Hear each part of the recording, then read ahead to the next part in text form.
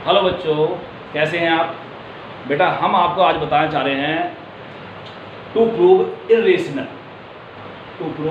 Irrational numbers, मतलब अपरिमेय सिद्ध करना बता रहे हैं। लेकिन उससे पहले मैं आपको थोड़ी सी बताना चाहता हूँ कि कुछ संख्याएं हैं, उनके बारे में थोड़ी जानकारी देना चाह रहा हूँ माइन्यूटली। जैसे पहली एक संख्या है प्राकृत संख्या। प्राकृत संख्या जिसे कहते हैं नेचुरल नंबर्स। नेचुरल नंबर्स या प्राकृत संख्या वे संख्या होती हैं जो गिनने काम आती है। किसका आती है बेटा? गिनने काम आती हैं, जो जिनसे हम ऑब्जेक्ट गिनते हैं, जिनसे वस्तुएं गिनती हैं। तो काउंटिंग नंबर को हम क्या कहते हैं? प्राकृत संख्याएं कहते हैं। इसे हम इनके संग्रह को हम n से प्रदर्शित करते हैं। n बराबर n इजिकल टू 1 2 3 4 5 अंतर। अब दूसरी है पूर्ण संख्याएं। तो क्या है? पूर्ण संख्याएं, इन्हें कहते हैं होल नंबर्स।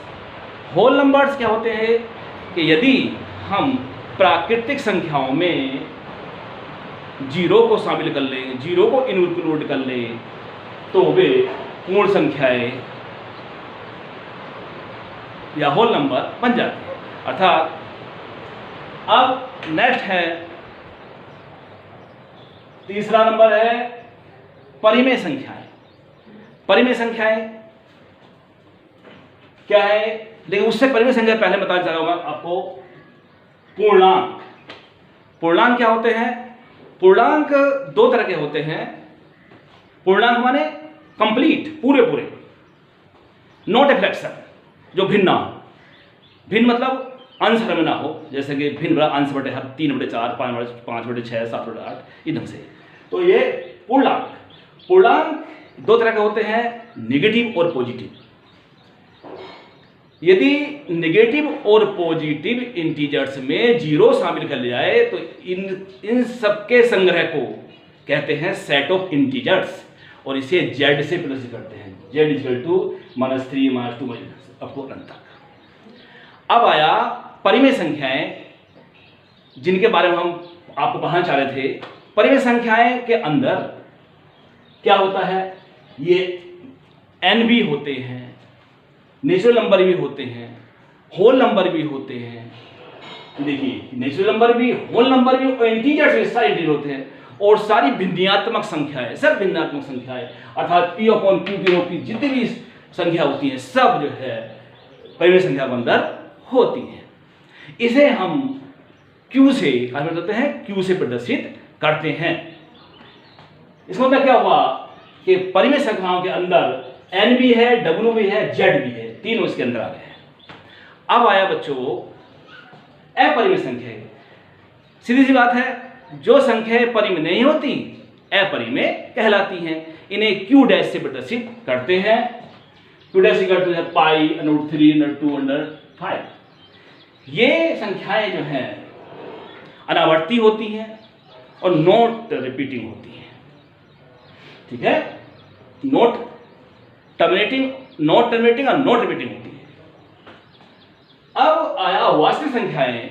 वास्तविक संख्याएं परिमेय और अपरिमेय संख्याओं से मिलकर बनती हैं। देखिए, q से और q डैश से मिलकर बनती है। अब इनसे क्वेश्चन बनने हैं कुछ। क्या क्वेश्चन बनना है? क्वेश्चन देखिए आप, इससे फायदा क्या होगा, मैंने आपको पढ़ाने का फायदा क्या होगा इसका। पहली बात तो इसके बिना आप जो है मैथ को हल कर ही नहीं सकते, करोगे तो गड़बड़ करोगे।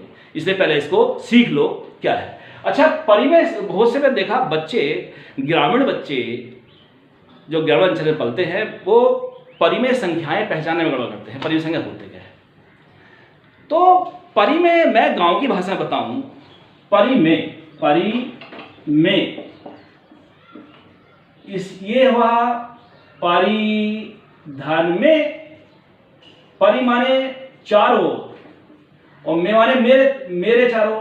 अरे जो संख्याएं मेरे चारों बोली जाती हैं, जो मेरे चारों संख्या 24 घंटे दिन रात बोली जाती हैं, परिमेय संख्या होती हैं। वो कहती मम्मी भाई 2 किलो टमाटर ले आओ, 4 किलो आलू ले आओ, मेरे उस पर 4000 रुपये हैं, या 1/4 हिस्सा मैंने मोहन को दे दिया, 3/8 हिस्सा मैंने राम को दे दिया। इस ढंग से परिमेय संख्या सुबह शाम तक हम बोलते रहते हैं। तो परिमेय संख्या सारा पहचान होंगे क्या होती परिमेय संख्या। और अपरिमेय संख्या का प्रयोग हम जो है अपने साधारण बोलचाल बहुत कम करते हैं बहुत कम। अब आया नेक्स्ट, चलिए प्राकृत संख्याएं। क्वेश्चन पहला है, प्रत्येक प्राकृत संख्या एक पूर्ण संख्या है। क्या कहा? प्रत्येक प्राकृत संख्या एक पूर्ण संख्या है। सत्य है, लेकिन कैसे देखते हैं हम, देखिए लिखा हुआ है प्राकृत संख्या, ये है प्राकृत संख्या। प्राकृत संख्या कहाँ है? ये है 1 2 3 4। एक पूर्ण संख्या है। पूर्ण संख्या कहाँ है जी? पूर्ण संख्या ये रही पूर्ण संख्या। तो ये वाला पोर्शन इसके अंदर है नहीं है, ये पूर्ण संख्या, ये है पूर्ण संख्या। इसका मतलब ये सत्य है, क्योंकि क्या कहा है ना, प्रत्येक प्राकृत संख्या पूर्ण संख्या, ये क्योंकि प्राकृत संख्या पूर्ण संख्या के अंदर आ रही है, तो बात सही है। क्या कहा है ना, देखिए यहाँ देखिए कि ये जो है क्या है, प्राकृत संख्याएं हैं और प्राकृत संख्या पर यहाँ उठ के आ गई है। इसका मतलब क्या कहा है ना कि प्राकृत संख्या पूर्ण संख्या है, सत्य है, बिल्कुल सही बात है। अब नेक्स्ट क्वेश्चन है, प्रत्येक पूर्णांक एक पूर्ण संख्या होती है। ये असत्य है। अब असत्य कैसे है? मैंने इन्हीं क्वेश्चन हल करने के लिए ये लिखना पड़ा है। देखिए क्या है, पूर्ण संख्याओं को मैं लिख लिया, पूर्ण संख्या होती है 0 1 2 3 4 होता है ना। पूर्णांक होते हैं ये -3 -2 -0 1 2 3 होते हैं। तो क्या है, पूर्णांक एक पूर्ण संख्या होती है। पूर्णांक कहां? ये है पूर्णांक, इनका पूर्णांक ये है, पूर्ण संख्या ये है। तो ये देखिए ये यहां से जो है शुरू हुई है पूर्ण संख्या है। ये देखिए अब ये देखिए, जबकि पूर्ण संख्या कहां से स्टार्ट हुई है? ये पूर्ण संख्या है, पूर्णांक के अंदर है। क्वेश्चन क्या है, प्रत्येक पूर्णांक पूर्ण संख्या है, हो ही नहीं सकती। अरे भाई पूर्णांक एक पूर्ण संख्या है, कैसे हो जाएगी? क्योंकि ये जो -3 -1 भी तो है ना। इसलिए जो है ये प्रत्येक पूर्णांक पूर्ण संख्या होती है, ये कथन गलत है, असत्य है। देखिए अब आया प्रत्येक परिमेय संख्या। प्रत्येक परिमेय संख्या एक पूर्ण संख्या है, ये कथन भी असत्य है। बताओ मैं कैसे आपको।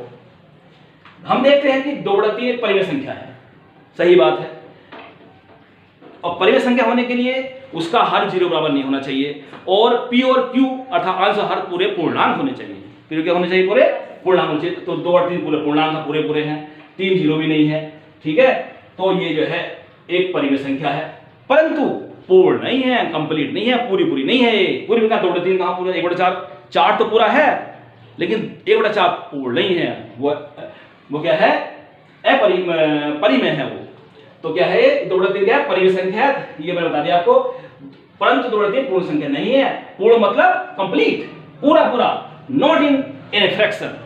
ठीक बच्चों, ये जो है इसमें यह सत्य हो गया। अब नेक्स्ट मैं आपको अगले क्वेश्चन बताऊंगा आपको।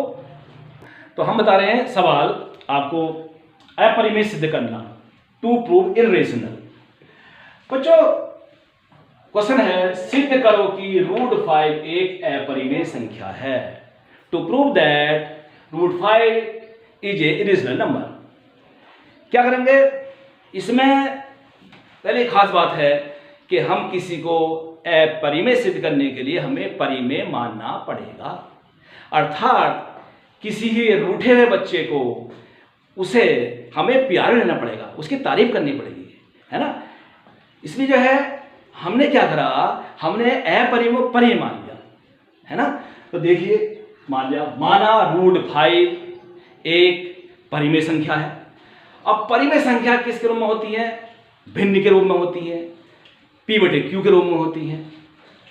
और P और Q क्या होते हैं? पूर्णांक होते हैं, है ना। पूर्णांक माने पूरे कंप्लीट होते हैं पूरे, है ना। जैसे 2 4 5 6 7।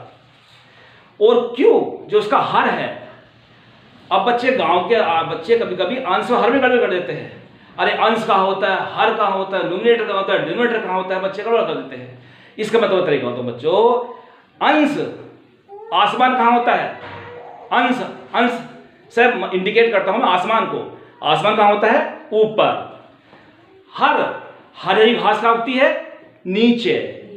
तो अंश का हुआ ऊपर हुआ, हर का हुआ नीचे हुआ, है ना। तो बच्चों इसलिए जो है आप अंश हर को नहीं भूलेंगे, आप भिन्न को नहीं भूलेंगे। भिन्न बराबर अंश बटा होता है। तो फिर आगे चलते हैं, आप बीच में बात चल गई थी। तो अब इसमें पूर्णांक होता है Q does not equal to 0। अगर Q 0 हो जाएगा तो संख्या लेकिन इन्फिनिटी हो जाएगी। अगर हम 0 भाग देते हैं तो क्या आता है उसका इन्फिनिटी आ जाता है। जैसे हम 4/2 को 0 भाग देते हैं ये इन्फिनिटी आएगा, है ना। अच्छा अब आगे चलते हैं, और इसका कोई कॉमन फैक्टर नहीं है एक के अलावा, इसका कॉमन फैक्टर एक है। आप कहेंगे एक कहाँ है, यहाँ पर एक लिखा हुआ है, दोनों ऊपर नीचे है, वो चमक हम जो है उसको चमकता नहीं है, वो होता है ऑलरेडी होता है, मान लेते हैं हिडन है वो। अब देखिए जब √5 को हमने परिमेय संख्या मान लिया है तो हम इसको p/q के बराबर लिख सकते हैं ना। लिखिए √5 = p/q। ये क्या है, ये वर्गमूल है। वर्गमूल ये है मतलब आधी घात। क्या है ये, आधी घात। आधी घात को हम वर्ग करके खत्म कर सकते हैं, तो हमने कर दिया वर्ग कर दिया इसका। और जब हमने आधी घात का वर्ग किया तो ये 2 से 2 कट गया, बच गया 5। क्या बच गया, 5 बच गया। यदि घनमूल होता तो हम घन करते उसका, तो 3 कट जाता। देखिए अब तो ये क्या आ गया, p²। अब इसका यहाँ q² है, हमें इसको जो है हमने इसका एक q यहां पर ले गए, अर्थात q से गुणा कर दे तो पूरे में, तो हमें q आ गया यहाँ पर, हमें एक q यहां पर ले गए थे, 5q बच गया यहाँ पर, यहाँ बाहर q हो गया, यहाँ p²/q हो गया। ठीक है बच्चों। अब क्योंकि हम ऑलरेडी कह चुके हैं q पूर्णांक है, तो जब q पूर्णांक है तो 5q भी पूर्णांक होगा, पूरा होगा, कंप्लीट होगा, नोट फ्रैक्शन होगा, नोट, है ना। बस में गई। तो और p² साथ हो गया, फिर इसका कोई कॉमन फैक्टर नहीं है ना। और हाँ यहां देखिए एक पूर्णांक होगा, और p²/q पूर्णांक है, और इनका कोई कॉमन फैक्टर नहीं है एक के अलावा। और p²q क्या है, भिन्न है, परिमेय संख्या है, अर्थात परिमेय संख्या है ना। बात में आ गई। अब और ये जो है p²/q पूर्णांक मतलब पूर्णांक नहीं है, परिमेय से अपने आप में अलग है, लिखा मैंने पूर्णांक से अपने आप में अलग है। ये परिमेय संख्या है और पूर्णांक से अपने आप में अलग है। एक मेन बात है इसमें बच्चों कि पूर्णांक परिमेय संख्या के बराबर नहीं होते, है ना। मैंने आपको पहले बता रखा आपको सब कुछ, इसलिए अतः 5q does not equal to p²/q, हमने काट दिया इसको। अतः हमारी परिकल्पना गलत है, हम ठीक है।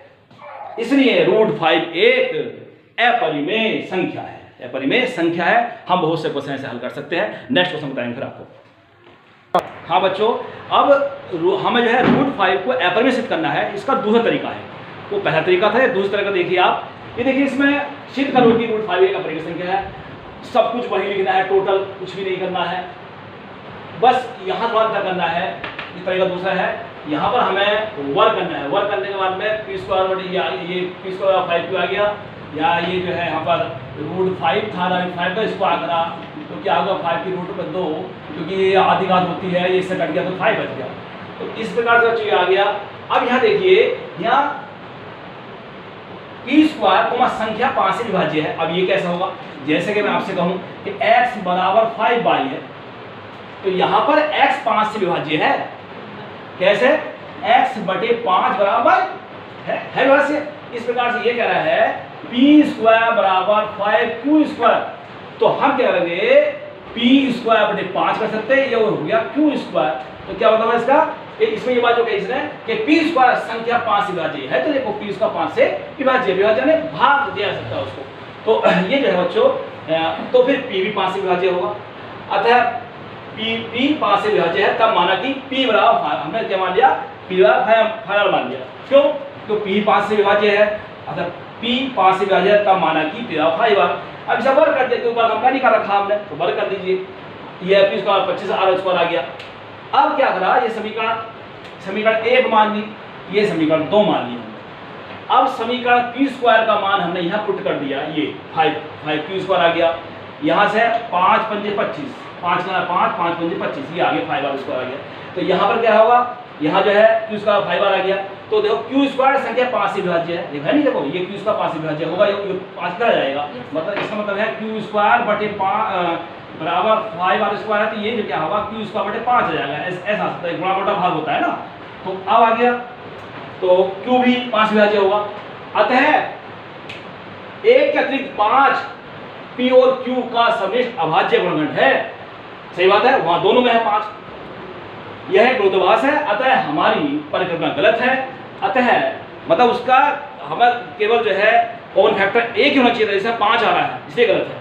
अतः √5 एक अपरिमेय संख्या है। ठीक बेटा, आगे नेक्स्ट क्वेश्चन अभी करेंगे कुछ देर बाद।